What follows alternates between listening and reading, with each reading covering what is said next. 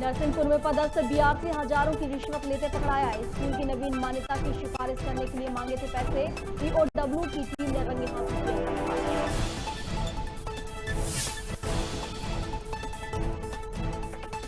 बिलासपुर में पुलिस की नशे पर लगातार कार्रवाई जारी। कोडेन युक्त सिरप खपाने वाले 3 आरोपियों को पुलिस ने किया गिरफ्तार। करीब 1000 प्रतिबंधित सिरप की।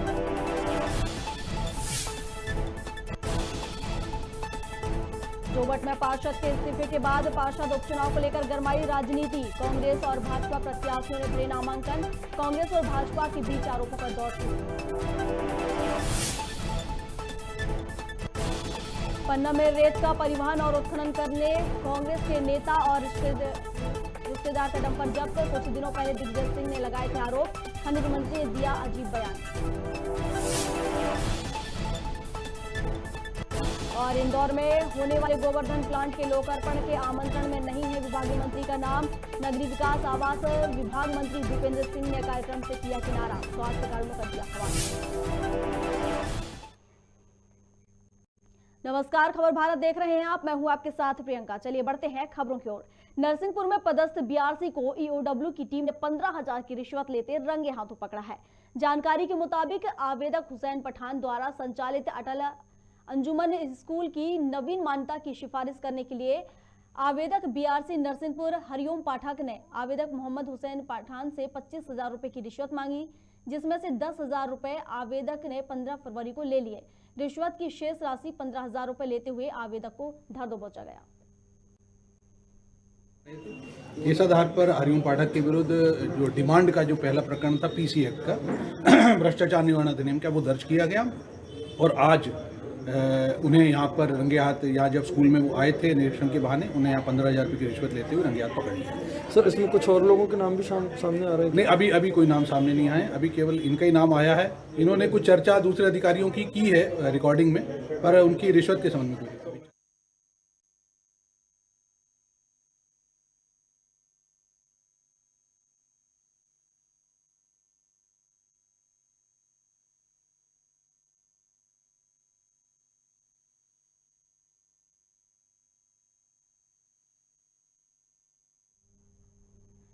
आपको बता दें कि रिश्वत की शेष राशि जो 15,000 रुपए बची थी, उसको लेते हुए रंगे हाथों आवेदक को पकड़ लिया गया है। और स्कूल की नवीन मान्यता की सिफारिश करने के लिए आवेदक द्वारा बीआरसी जो है उनके द्वारा हरिओम पाठक से मांगी जा रही थी रिश्वत, जिसके चलते उन्हें रंगे हाथों गिरफ्तार किया गया है। ईओडब्ल्यू की टीम ने 15,000 की रिश्वत लेते गिरफ्तार किया है। नरसिंहपुर का ये पूरा मामला है, जहां पर नरसिंहपुर में पदस्थ बीआरसी को ईओडब्ल्यू की टीम ने 15,000 की रिश्वत लेते रंगे हाथों गिरफ्तार किया है। जानकारी के अनुसार आवेदक हुसैन पठान द्वारा संचालित अटल अंजुमन स्कूल की नवीन मान्यता की सिफारिश करने के लिए अनावेदक बीआरसी नरसिंहपुर हरिओम पाठक ने आवेदक मोहम्मद हुसैन से रिश्वत मांगी थी। चलिए, और इस पर अधिक जानकारी के लिए नरसिंहपुर से मनोज नोरिया हमारे साथ जुड़ गए हैं। मनोज, ईओडब्ल्यू की टीम ने 15,000 की रिश्वत लेके बीआरसी को गिरफ्तार किया है, पूरा मामला क्या है ये? जी, मैं बताना चाहूंगा कि नरसिंहपुर जिले की जो स्कूल है अटल अंजुमन जो स्कूल है, उसके जो संचालक हैं हुसैन पठान, उन्होंने जो है स्कूल की शुरुआत कर रहे थे। उसमें जो है ये हरिओम पाठक जो है ये बीआरसी हैं, ये स्कूल का इनके द्वारा जो है उनसे 25,000 रुपए की रिश्वत मांगी गई थी। 10,000 की जो है एक किस्त पहले ले चुके थे। उसके बाद स्कूल का निरीक्षण करने के बहाने ये वहां पर स्कूल पहुंचे थे और वहां पर उन्होंने 15,000 रुपए की रिश्वत ली। और वहीं पर जो हुसैन पठान है, उन्होंने इसकी शिकायत यूडब्ल्यू में भी की थी। तो जिसके तहत यूडब्ल्यू की 17 सदस्यीय जो टीम है वहां पहुंची और मौके से ही इनके हाथ से रंग के हाथों इनसे 15,000 रुपए बरामद किए। इससे पहले भी क्या इस तरह की रिश्वत मांगी गई है इनके द्वारा? जी, इनसे जो है 25,000 रुपए की रिश्वत मांगी गई थी, जिसमें पहली जो किस्त है 10,000 रुपए की पहले ये ले चुके थे। उसके बाद में ये जो कल है 15,000 रुपए की जो रिश्वत, जो बाकी के जो पैसे रह गए वो उन्होंने वहां से लिए और उसके बाद से ही जो है ईओडब्ल्यू की टीम ने इनसे 15,000 रुपए जो है बरामद किए और इनको गिरफ्तार किया। इसके अलावा क्या किसी और स्कूल को भी मान्यता प्राप्त करने के लिए या मान्यता देने के लिए इस तरह की रिश्वत इनके द्वारा मांगी गई है? जी, नरसिंहपुर में ये लगातार ऐसे जो घटनाएं ये होती रहती हैं, और इसके पहले भी कई स्कूल हैं जिसमें ये रिश्वत मांगना या फिर इनको मान्यता देने के नाम पर ये जो नरसिंहपुर में ये धंधा ये चलता रहता है। चलिए ठीक है, आपका बहुत शुक्रिया हमारे साथ जुड़ने के लिए।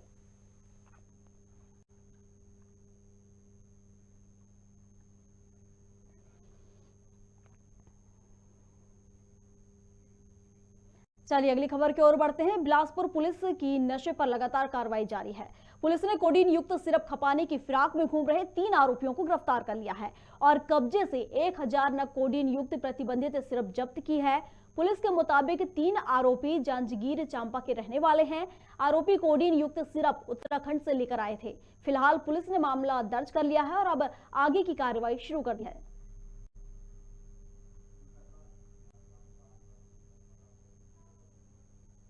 1000 बॉटल्स कोडी वॉर की पकड़ाई गई हैं। ये कोडीन युक्त कफ सिरप है जिसको कि लोकल रूप में नशे के लिए उपयोग किया जाता है। इसमें जो मुख्य अभियुक्त है प्रणव दत्त, इसकी बलौदा क्षेत्र में एक मेडिकल की दुकान है और इसने उसी मेडिकल स्टोर के नाम से देहरादून से ये दवाई 10 पेटी मंगवाई थी और यहाँ पे हम लोगों को पहले 2 आरोपी मिले जिनको इसने 2 पेटियाँ सप्लाई करी थी और उसके बाद फिर उनकी पूछताछ पर इससे 8 पेटियां और इसकी गाड़ी पर से बरामद हुई। इस प्रकार से तीनों आरोपियों को NDPS एक्ट में गिरफ्तार करके रिमांड पर भेजा जा रहा है। जोबट नगर परिषद के वार्ड नंबर 13 के पार्षद के इस्तीफे के बाद अब जोबट की राजनीति गर्मा गई है। उपचुनाव में भाजपा और कांग्रेस दोनों ही पार्टियों ने अब दम दिखाना शुरू कर दिया है। वहीं भाजपा और कांग्रेस के प्रत्याशियों ने पार्षद उपचुनाव को लेकर फॉर्म भर दिए हैं।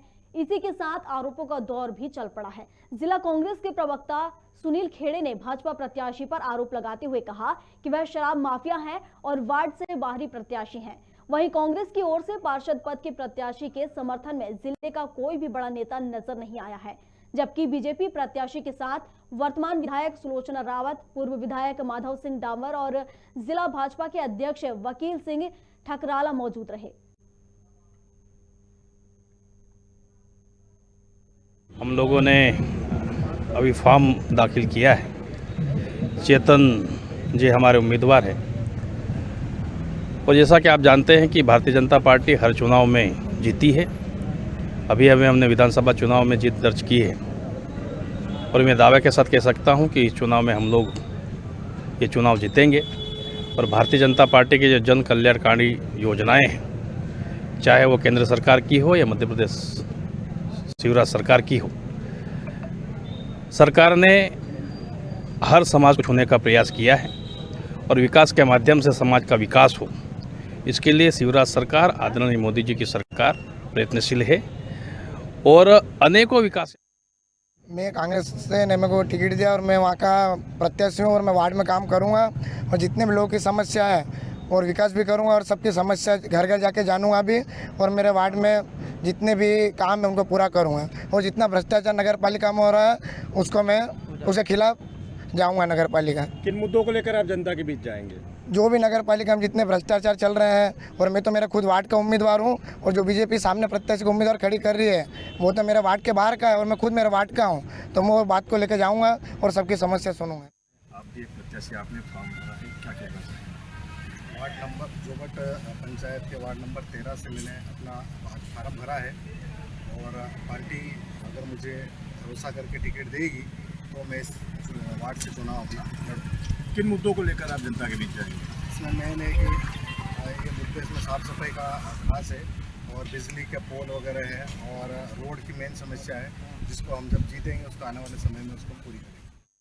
हमारा जो प्रत्याशी है सिमरन, वो पढ़ा लिखा है, बेरोजगार है, इसलिए उसे हमने प्रत्याशी बनाया और भाजपा को कोई प्रत्याशी नहीं मिला तो उसने शराब बेचने वाले को प्रत्याशी बनाया और भाजपा की रीति नीति यही है, शराब पिलाओ और माहौल ख़राब करो नगर का। यह भी हमारा मुद्दा है। हम घर घर जाके ये बोलेंगे कि आए पिछले दिनों एक माहौल ख़राब हुआ था पिछले 8 दिन पहले जोबट में, वो भी नशे की वजह से हुआ है और भाजपा को कोई नहीं मिला तो उसने नशा मतलब दारू बेचने वाले जिम्मेवारी सौंपी है, मैं उस पर खरा उतरने की पूरी कोशिश करूंगा और वार्ड वासियों की जो समस्या है उस समस्या को जो कम समय उसमें भी कम से ज़्यादा करने की पूरी कोशिश करूंगा। कितने मतों से जीत के दावा करते हैं आप? जीतने की तो पूरी उम्मीद है दादा, और अच्छे मतों से जीतेंगे। वार्ड की समीक्षा हमारे भारतीय जनता पार्टी की जो विकासशील योजनाएं चल रही हैं, हमारे घर घर हमारे प्रधानमंत्री आवास भवन बन रहे हैं, हमारे घर घर योजना दिया जा रहे है, और हर काम हमारे भारतीय जनता पार्टी के जो काम चल रहे वो हम जनता तक पहुंचाएंगे।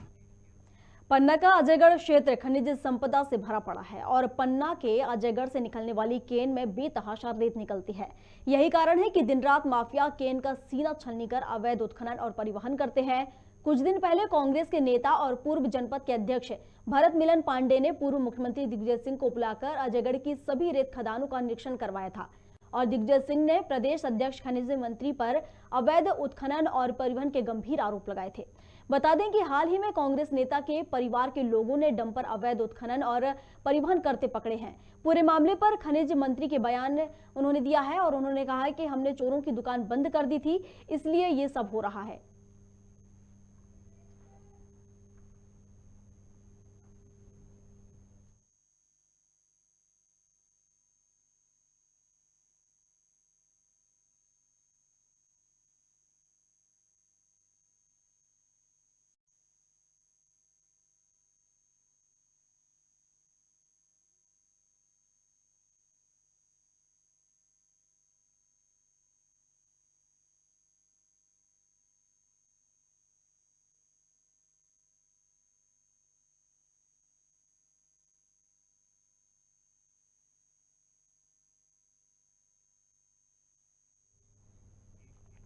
हैदराबाद में हुई नाबालिग युवती के साथ दुष्कर्म और हत्या की घटना को लेकर राष्ट्रपति के नाम अनुविभागीय अधिकारी ने ज्ञापन सौंपा है, जिसमें विगत दिनों हैदराबाद में नाबालिग सिख युवती के साथ सामूहिक दुष्कर्म और चौथी मंजिल छत से नीचे फेंककर उसकी हत्या कर दी गई, जिसको लेकर वहां की सरकार और पुलिस प्रशासन द्वारा कोई ठोस कार्रवाई नहीं की गई, जो कि अत्यंत पीड़ादायक है। वहीं लवली खनूजा ने कहा कि ज्ञापन के माध्यम से सरकार से निवेदन करते हैं कि जल्द से जल्द इस मामले में कठोर से कठोर कार्रवाई की जाए और पीड़ित बेटी को न्याय दिलाया जाए, जिससे आने वाले समय में इस प्रकार का जघन्य अपराध करने की कोई कोशिश न करे।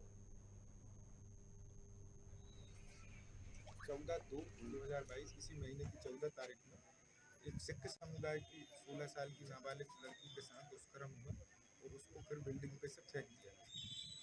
5 दिन तक यही इंतजार कर रहे थे कि तेलंगाना सरकार कोई सख्त कदम उठाएगी, लेकिन उनका रवैया बड़ा ढीला समझ में आया। इसलिए देश में सभी जगह सिख समुदाय और सिख समुदाय के साथ अन्य समुदाय ने भी मिलकर ज्ञापन किया। क्या मांग है? मांग यही है कि जो भी आरोपी सख्त से सख्त कार्रवाई की जाए और ऐसी घटना किसी भी प्रांत में ना हो, इसको लेकर सरकार थोड़ा सख्त रवैया अपनाए। इंदौर में होने वाले गोबरधन प्लांट के लोकार्पण कार्यक्रम में आमंत्रण में मंत्री का नाम न होने से नाराजगी देखी जा रही है। शासन प्रशासन की लापरवाही से नगरीय विकास आवास मंत्री भूपेंद्र सिंह का नाम आमंत्रण में नहीं है, जबकि आमंत्रण में नगरीय विकास आवास विभाग राज्य मंत्री ओपीएस भदौरिया का नाम शामिल है। साथ ही मंत्री तुलसी सिलावट, हरदीप सिंह डंग, नरोत्तम मिश्रा, उषा ठाकुर का नाम भी आमंत्रण में शामिल है। इस मामले में सियासी बवाल मच गया है। नगरीय विकास आवास विभाग मंत्री भूपेंद्र सिंह ने कार्यक्रम से किनारा कर लिया है। स्वास्थ्य कारणों का हवाला दिया उन्होंने, जिसकी जानकारी उन्होंने ट्वीट के जरिए दी है। बता दें कि PM Modi bio CNG plant का कल लोकार्पण करने पहुंचे वाले हैं।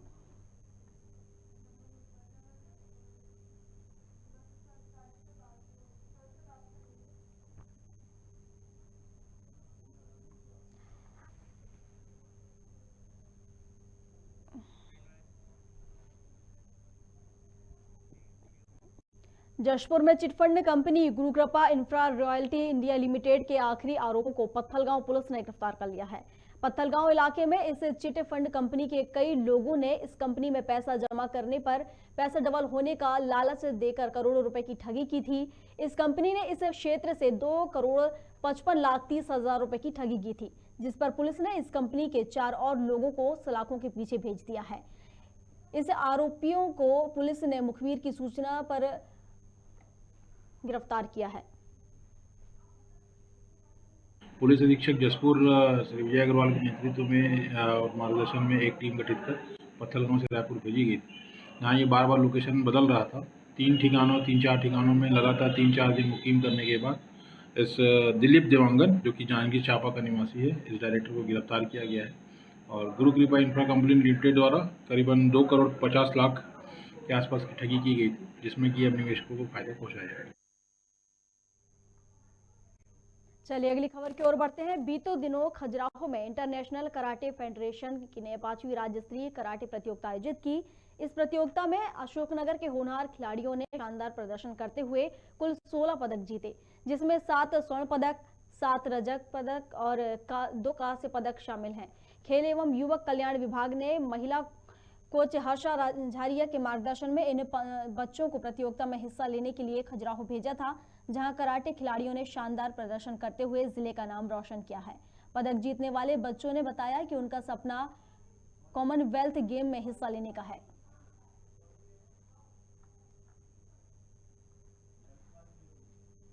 आपको कौन सा मेडल मिला है? Silver medal 5। कैसे आपने तैयारी की थी इस पूरी कंपटीशन की? कंपटीशन की तैयारी हमें मैम ने, हमारी कोच ने और सर, पूरे खेल विभाग कल्याण की वजह से हम यहाँ पे आ गए। तो वहाँ पर आपको कैसा लगा पार्टिसिपेट करके? बहुत अच्छा लगा हमें। फ्यूचर की आपकी क्या प्लानिंग है, आगे बढ़ोगे? हाँ, अभी कॉमनवेल्थ भी खेलना है हमें, गोल्ड मेडलिस्ट बनना है। ये हमारी जो आज हम इस मुकाम पर हैं वो हमारी जो कोच हैं कराटे की हर्षा झारिया मैडम, इनकी बदौलत ही हैं। ये हमें निःशुल्क ट्रेनिंग देती हैं कराटे से और हम ये 13 बच्चों की टीम गई थी। सभी लोगों ने बहुत अच्छे स्तर पर अपने मेडल प्राप्त करें, किसी का गोल्ड लगा है, सिल्वर, ब्रोंज, सभी पदकों से हम आगे की ओर बढ़े हैं। ये सब खेल एवं युवक कल्याण विभाग की ओर से हो सका है काबिल। आपके भविष्य को लेकर आपकी अब क्या प्लानिंग है? भविष्य के लिए यही है कि मैं अभी 5 ईयर्स हो चुके हैं मुझे खेलते खेलते, ये मेरा 6th ईयर चल रहा है, तो कॉमनवेल्थ चैंपियन बनना चाहूँगी मैं। आगे चल के इंटरनेशनल गोल्ड मेडलिस्ट तो हो ही गई 2019 में।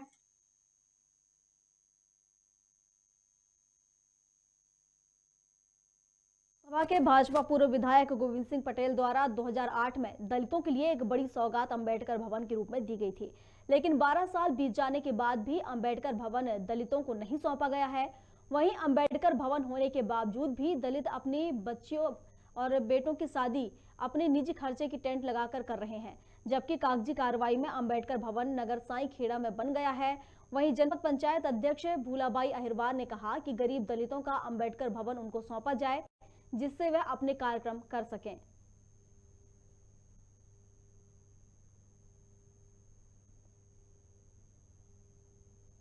नहीं जी, अब कलेक्टर ऑफिस जाके बहुत करेंगे। क्योंकि इसमें अभी तो कॉलेज लग रहा है। अब ये मांग भी करें क्योंकि कॉलेज की जो बिल्डिंग का पैसा है वो कॉलेज को मिलना चाहिए और जल्दी से बिल्डिंग बनना चाहिए, जिससे ये जो आप दलितों का भवन है 2008 लंबा समय हो गया है, लेकिन हम इतने बड़े बड़े कार्यक्रम तो करते हैं, लेकिन आप समझिए कि 2008 से अब तक दलित भाइयों को यह अम्बेडकर भवन नहीं मिला। तो आप जिला कलेक्टर और मध्य प्रदेश शासन से अपील करेंगी? जी करेंगे और आप मांग करेंगे। आपका मानना है कि मिलना चाहिए, क्योंकि आप खुद दलित घर की बेटी हैं और इतने बड़े जिम्मेदार पद पर बैठी हैं आप। जी अभी तो आप समझ नहीं पाए थे, आप जान गए, अब मिलने चाहिए।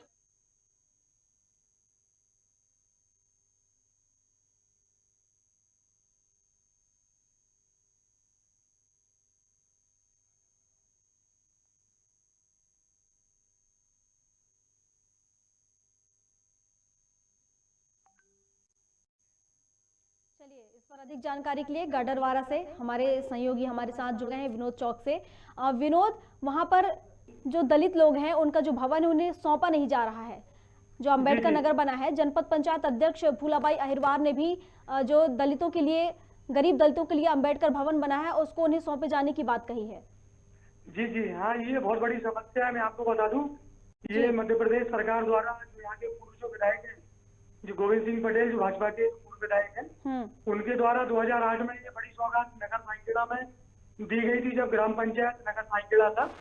जब ये सौगात बड़ी दलितों के लिए दी गई थी और बड़े बड़े वादे किए गए थे कि दलित इसमें अपने जो पारिवारिक जो शादियां होती हैं, जो पारिवारिक जो कार्यक्रम होते हैं, तो यहाँ के साईखेड़ा ब्लॉक के जितने भी हरिजन है या दलित लोग हैं, इसमें काम अपने पारिवारिक काम कर सकते थे, शादियां कर सकती। लेकिन बड़ी हैरानी की बात है, 2008 से लेकर बड़ा भवन बन के तैयार तो हो गया था, लेकिन बड़ी विचित्र बात है कि मध्य प्रदेश सरकार शिवराज सिंह चौहान जी दलितों के लिए बड़े बड़े काम तो करते हैं, घोषणा तो करते हैं, पर उनके नेताओं द्वारा अभी तक यह भवन जो कि अम्बेडकर भवन यह बड़ी सौगात है, यह बन गया है लेकिन अब तक दलितों को सौंपा नहीं गया है। जी विनोद, 2008 में ये भवन बना था, 12 साल बीत चुके हैं और अब तक अंबेडकर भवन दलितों को नहीं सौंपा गया। आखिर क्यों इतना विलंब हो रहा है, क्यों नहीं दिया जा रहा उन्हें ये? यही तो बात समझ में नहीं आती है कि नेता मंच से जब चुनाव आता है तो कोई दलित के लिए बातें करते हैं, कोई बड़ी जो जयंती वगैरह आती है उसके लिए बातें करते हैं, उनके लिए योजना के लिए बातें करते हैं, लेकिन आप हैरान हो जाएंगे क्योंकि मैंने देखा है गरीब जो दलित लोग हैं वो अपनी बच्चियों की शादी करती है निजी टेंट लगाकर, पैसे खर्च करके। आप देखते हैं कि महंगाई में शादी हाल भी आज के समय में अगर छोटा से छोटा शादी हाल अगर अपन लेते हैं तो 20 से 25 हजार का खर्चा आता है, और अगर टेंट भी अगर गरीब लेने चाहता है तो 10, 15, 20 हजार रुपये का टेंट भी उसको खर्च करना पड़ता है। उसमें वो अपनी शादी के आयोजन कर पाते हैं, या जो बुजुर्ग कभी उनके घर में कोई खत्म हो जाए तो उनकी रसोइयाँ भी जो होती है तो उनके लिए भी टेंट लगाना पड़ता है। लेकिन गरीबों के लिए, दलितों के लिए यह भवन नहीं दिया गया। पहले इसमें IIT खोल दी गई, फिर प्रधानमंत्री महाकौशल केंद्र इसमें खोल दिया गया और अब इसमें कॉलेज लग रहा है। ये सब विचित्र बात है कि जो भाजपा के नेता है वो दलितों के लिए अम्बेडकर भवन तो बन गया है लेकिन उनको सौंपा क्यों नहीं जा रहा है। कई बार मीडिया के माध्यम से जानकारी देने के बाद भी आज तक दलितों को यह भवन नहीं मिला। क्या जो दलित समाज के लोग हैं, क्या उन्होंने कभी इसको लेकर आवेदन सौंपा है कहीं?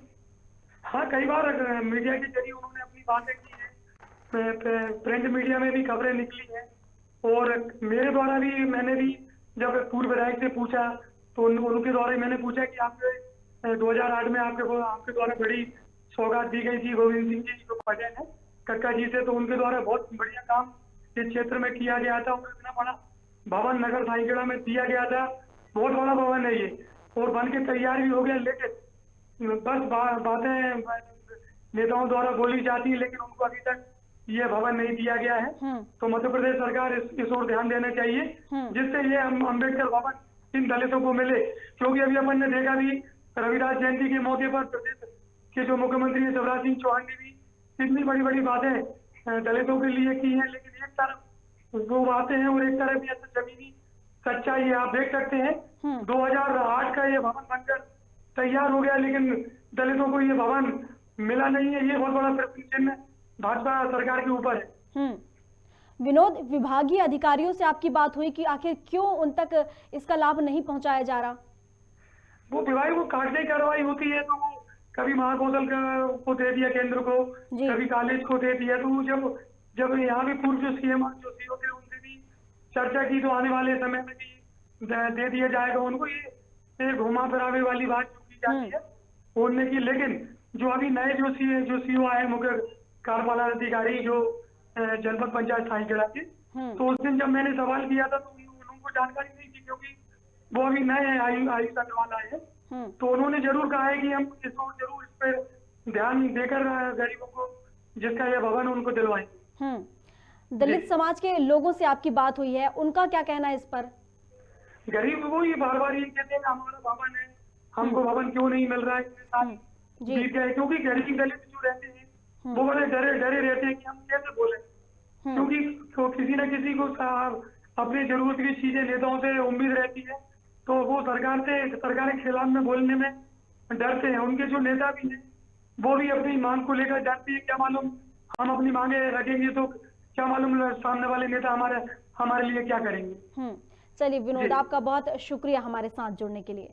हम आपको बता रहे थे गाइडरवाड़ा से खबर, जहां पर दलित समाज के लिए एक भवन बनाया गया है, अंबेडकर भवन, जो कि काफी समय से बन चुका है। 2008 में इसका निर्माण किया गया था, 12 साल बीत चुके हैं, इसके बाद भी अब तक वो भवन दलितों को नहीं सौंपा गया है।